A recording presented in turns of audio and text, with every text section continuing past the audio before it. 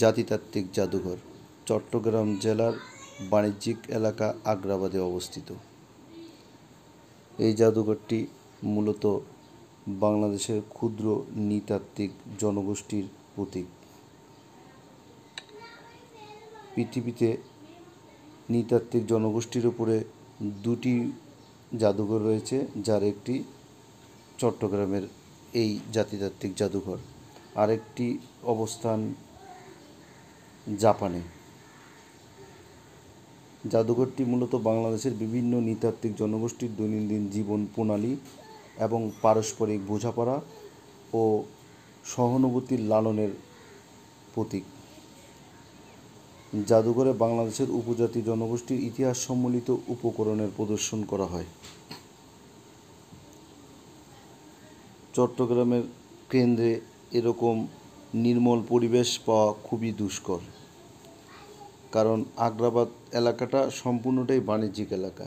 এই বাণিজ্যিক এলাকায় এই ধরনের একটি এলাকা পাওয়া আসলেই চট্টগ্রামবাসীর জন্য অনেক ভাগ্যের ব্যাপার।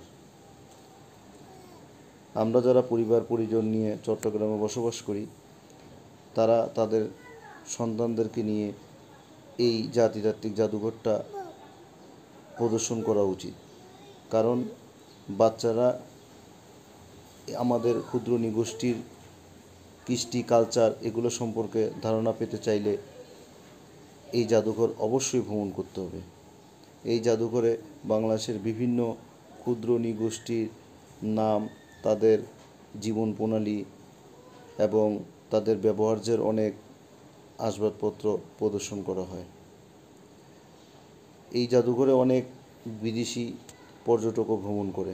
তারা গবেষণার কাজে অনেক তথ্য এখান থেকে সংগ্রহ করে নিয়ে যায়, কিন্তু আমরা আমাদের নিজের সম্পর্কেই এখনও জানতে পারিনি। তাই জানতে চাইলে এই জাদুঘরটি অবশ্যই আমাদের সকলের ভ্রমণ করা উচিত।